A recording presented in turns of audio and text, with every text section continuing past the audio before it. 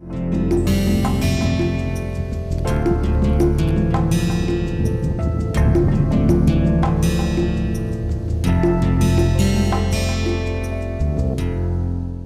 this video, we will be extending from where we left in the last one. So, in the last video, what we had seen was anonymous routing, but it was a packet-based system. So, I created on the network a DST network is being there on internet, and there are some nodes which are part of it. And the strategy which we actually use there, that the source knows about the destination's node ID, and destination may not know the source's node ID unless the packet from source or message from source reaches to destination. And the way the communication was explained, that S will now first of all encrypt the message with the, so that only D can know it. Basically D is public key, and a key which is being used for encryption, another random key, that's what is being used to encrypt the message. And then D's address, D's node ID was being appended, and this new message is now was the message which has to be interpreted by the another intermediary. So for example, in this case here there can be intermediaries, can be ABC, and then whatever is now has to be done by C has to be encrypted by the another random key, which is then further encrypted by C's public key, and so on. So technically we created a kind of a telescopic thing. So first telescopic routing happens till A. So from there the telescopic routing goes to B, and from within this it goes to then C, and from there the final thing was going here to the destination D. Okay, but actually this is the way it looks like, but normally because the message from S to A is also going through a DST route, so this will actually take some hops from other nodes and ultimately it goes here. Now A will only be knowing that it has to send a message to B, because B's node ID is going to be mentioned when A will decrypt the message. S information, the node ID of S will not be known to A. It will only at best will know what is the node ID of the previous node. So it has to know that which are the hop sequences. So it's very difficult to do it if it is being all across the globe. So from A then actually it is being going through again multiple hops, because it's a DST routing. So B will only know that which is the previous hop from which the message came, and it will be knowing that it has to go to C. So it will again go through a DST route in this fashion, and C will know only about this previous hop, not about B, A or S, and knows about D, so which will then go to D. Now when D will decrypt the message, it will figure out that the message came from S, so it can actually decide its own sequence of S decided for ABC, it can decide for EFG, some 3 other nodes in the reverse path, or it can be even more, and then these can be routed back in the same fashion,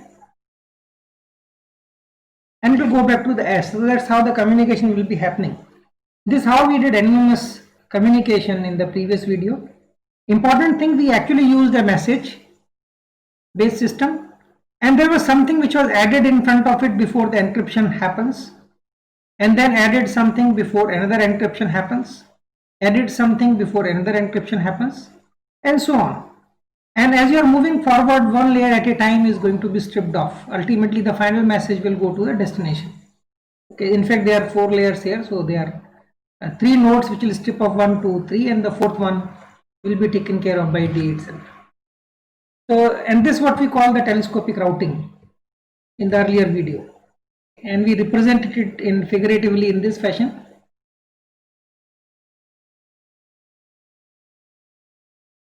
This is going to be source, this is going to be A, which will do the first decryption, and then there is a packet which being passed on to B, which will do another decryption actually here, and C, which will then further do a decryption, and ultimately D, which is going to do the final decryption actually. Okay, so this is what was the telescopic thing which was done. But this was okay when it's a messaging based system. Now what I want is, and remember both S and D are actually the nodes which are participating in the DHT network. That is important. But now what I want is, I want anonymous browsing. So you are a browser, you want to browse certain websites. You don't want website to know that who you are, what is your IP address and port number. How to do this actually? So one of the common ways, essentially basically anonymity to the browser, but you know whom you are browsing. And this browser in a normal internet, this is not in your DHT network. Okay. So how to do it? So one of the simplest way of doing it is actually using anonymizer. So you can actually have anonymizer server which is running, and then everybody then who wants to communicate to some server has to talk to this anonymizer server, and this on behalf of the client will now go and connect to the server actually, and will feed the information and will send it back to the person who has requested. So now the problem is, this guy knows everything. Okay. So normally in any system, even intermediary should not know what is happening. But the way it happens is, we normally create HTTPS connection between these two. This will act like a proxy. And once the secure connection is done, they will just communicate. So only these two endpoints will know. This guy will not be knowing what communication is happening. But it knows that this server is communicating to this particular client. That information is available to him. And secondly, if this guy dies off, then of course there is a problem. If this crashes, that's it, the connection will not be happening. So these anonymizing servers are okay solution which people tried, but these are not reliable. Secondly, it's a server, somebody who owns it will have access to everything. There is a single point where the compromise actually can be made. Okay, and this becomes very lucrative even to destroy, so that whole communication can be destroyed. We want something more rugged. So what we want is, we want the Tor actually works in this form.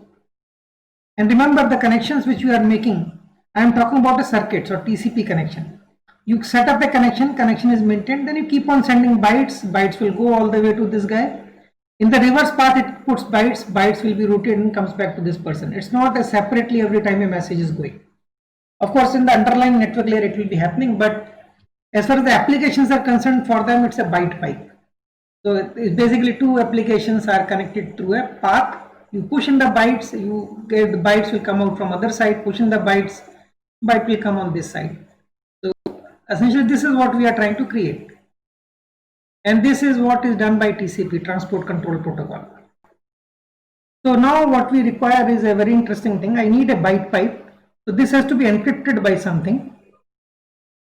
Okay, and this goes to a node. This can be further encrypted. So we need a very different system here, where if the number of bytes are sent by this guy, the K are received here and K are further transmitted. K are received, K are transmitted, and this happens over multiple hops. Now can I do telescopic routing here? So ultimately at the end also I will still receive K, and there is also still a multiple layer of encryption which is maintained. So that's one thing which we need to do. So how we can do this actually? Okay. So Tor works on this particular thing. It basically still works for TCP circuits. It creates circuits from on the Tor relays. So we call them onion relays or ORs. The application, this will be also OR, and this is the exit node. So this can now set up a TCP connection to a server in the internet. Okay. And the application here, we call it an onion proxy. So application will be running here. Application will have onion proxy running, so which essentially gives an interface to the application to connect to the onion network. And this is what is going to be the basic structure which will be available, and we call this network as onion network, okay, or Tor network, the onion router network. So each one is a router, and we create what we call circuits. So there will be a TCP. If you put the bytes, byte will just go as it is and bytes will be removed. So we will now set up something kind of a virtual circuits. So there is circuits which will be there. Okay. And these Tor relays or Tor routers or onion routers will be used to create this anonymity. So how this anonymity is done is an interesting thing. Now remember, it is not going to be like the way we did. It's not going to be through a DHT routing going here. So this guy knows, onion proxy knows about this onion router's IP address and port number. It communicates, but it is actually done after doing encryption. Okay, so this routing is not there, so I can actually remove it. So this is direct TCP connection. This onion router will connect to this onion router will connect to this, and each onion router will receive the message or will receive the stream, will decrypt it and further forward it, and it has to figure out to whom to forward. There is going to be a mechanism here for doing that. Now the way it is telescopic thing will be done is, this onion proxy has to have some mechanism by which it will set up a encryption key with this onion router.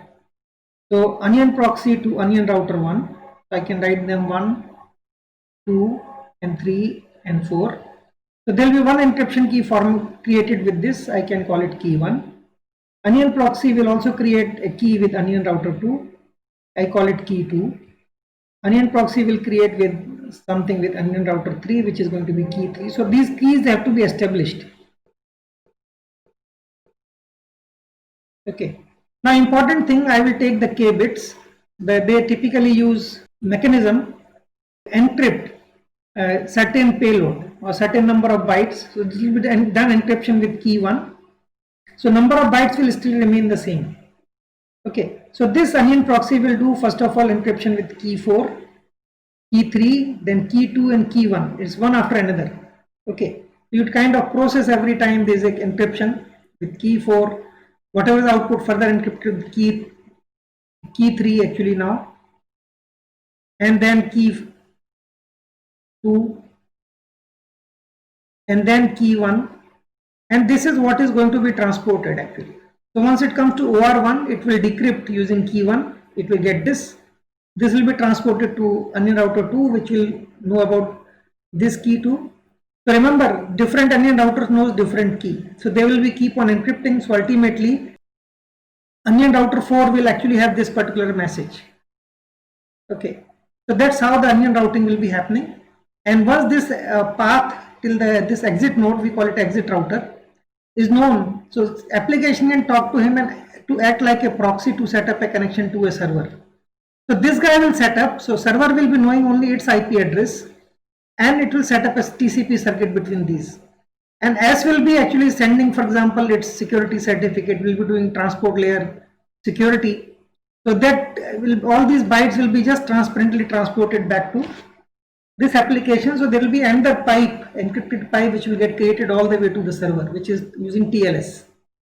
Now, of course, if this application or source wants to identify itself to server, it can do that. Okay. Then only server will know who is the source is. May not be knowing its IP address unless this guy explicitly tells, but user ID and other information can be informed actually, but not the IP address and port. So this will be acting like a proxy. Now these circuits we can keep on dynamically changing. This onion proxy should have capability to keep on setting up new ones and keep on sending the circuits. Okay, though server now has to be agile enough so that it can now connect to another IP address and port number. So far if it is identifying this circuit by this IP address and port number, this circuit has to be maintained. Okay. So each onion router will receive, will decrypt and forward. That's what is going to happen. Now each onion router will actually have something called identity. So we need to define an identity. So we call it identity key. They basically is a public private key pair. So the public key will be known to the whole world. Then that's what public key of onion router is, what is going to be the identity key. The private key is only known to the onion router. Okay, so private key is only with the onion router, the corresponding one. Nobody else knows. Now this identity key is going to be used for certain purposes. So it's basically going to be used to essentially create a router description. So each router, onion router will have a description. Okay. So this router description will normally contain summary of keys. So these summary of keys are basically onion keys. Onion keys are also public private key pairs. So private key will be with the router. So this can be modified periodically. and this information is deposited with the directory servers. So some of these onion routers will act like directory servers also. Okay, so summary of keys which will be maintained by them. It will talk about what's IP address, port number, transport. So normally it's a TCP transport which is always used in this case, because it's actually was built for TCP. And then it will also contain the bandwidth which is available, because you might actually get this router description from a directory server, and then you have to find out the guys which are having good bandwidth and only use them as your Tor relays.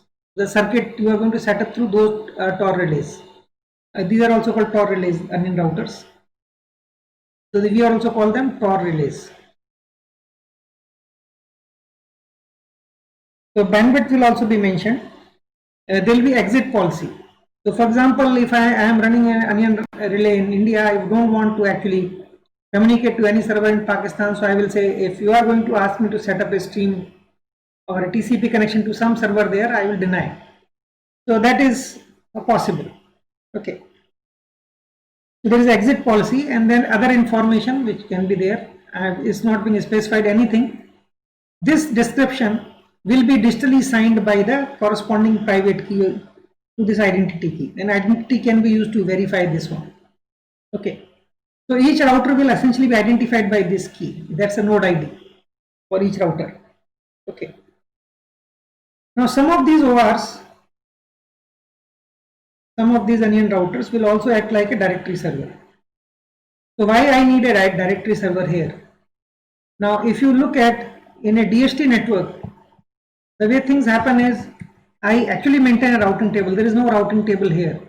You have to connect to some directory server, and from there each directory server will be essentially exchanging their information with other directory servers and keep an updated structure. So if I know one directory server, I will be also maintaining some directory servers, like an unstructured thing, and I can fetch from directory server the list of all onion routers which I would like to use. Okay. Now this directory information, okay, the directories which will be created by something which also will be signed by the node ID. So when I am fetching a directory from a directory server, a directory information, this will be signed by directory server, which will then contain list of routers and then their router descriptions I can find. And router descriptions will be signed by their corresponding private keys. So I know this node ID will have this information, and it is a private key is already known to him, so this must be the original guy who must have created this description. That's not a fraudulent person. Okay. So directory servers, directory information will be always signed by the identity server. So this will also be signed by identity key of the corresponding node who is acting as a directory. Now they will be now maintaining these what we call onion keys. These are again private key things. So these are basically used when you want to set up a connection with a circuit with a certain onion router. You are not going to use this identity key to send random numbers, so that or basically creating a Diffie Hellman handshake. For that you will not be using this particular key pair. You will be using the onion keys which are available here, and they can be very frequently changed. This is a long-term key actually, and these are short-term keys, short duration keys. And still short duration keys will be the one which will be the ephemeral keys, which are going to be created using this onion keys. So ephemeral keys will only be for certain session. These are very short keys. They are just being created, and these are mostly will be symmetric keys. So these are essentially being created for end-to-end encryption between two onion routers. Okay. So mostly TLS will set up the ephemeral keys to make sure that you always maintain a forward secrecy. So if something gets compromised, the earlier all communication sessions cannot be still decrypted, because they actually were used using ephemeral keys, and these ephemeral keys cannot be generated. It's a randomly generated stuff, but it's only known to two people when the communication happened.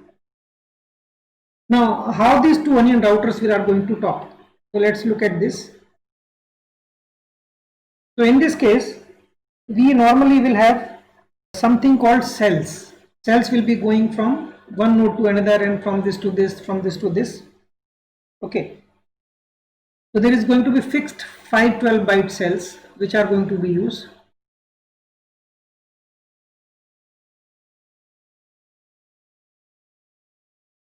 For communication, so all circuit information will be passing through this. Okay, so this communication between OR and OP and OR will be happening through cells. Okay, so in fact, when you are going to talk to two ORs will be talking, they will be talking through cells. So you might be talking to another OR which is a directory server.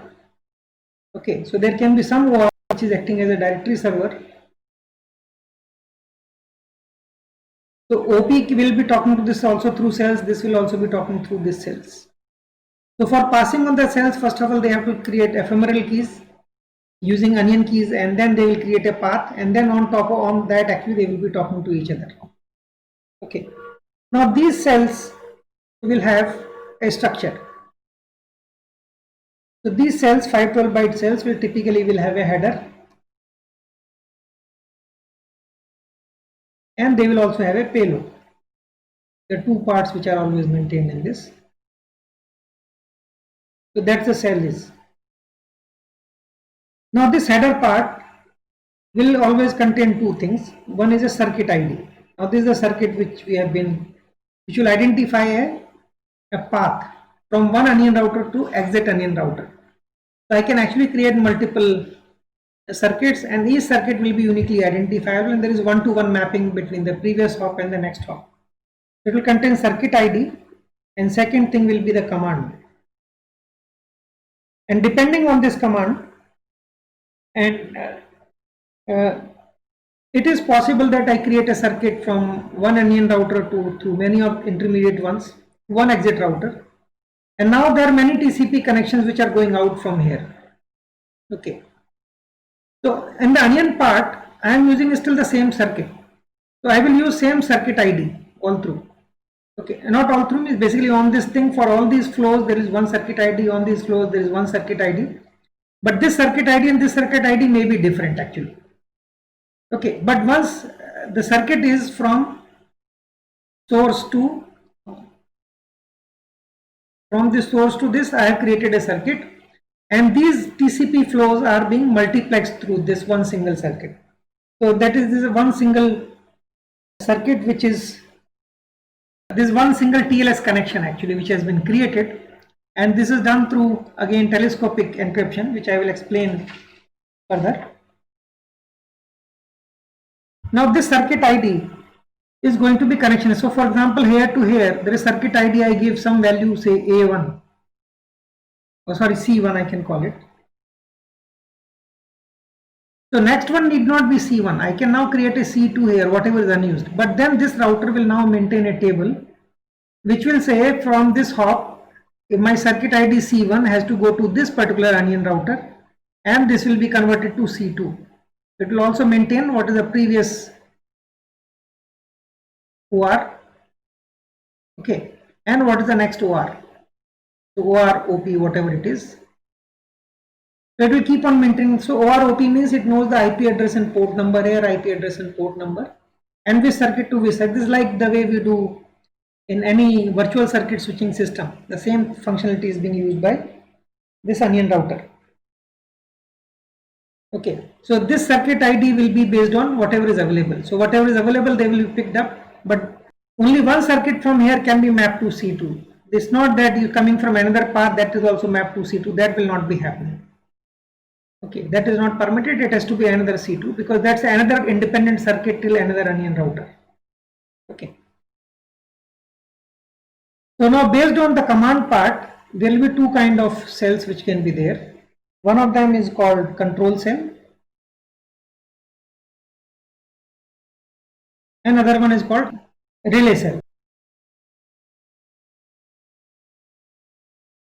Okay. And this control cell will always be interpreted by the node which is receiving it. Okay. This will always be interpreted by the node which is receiving it. So if I am sending control cell from here to here, and on this circuit C1 ID, this will be interpreted by this guy. I have already set up a circuit from this point to this point, C1 to C2, C2 to C3, C3 to C4 to this. But a control cell sent from here to here will be always interpreted at this node. But if it is a relay cell will simply be looked at this flow table. You will keep on doing it till it reaches to the last node.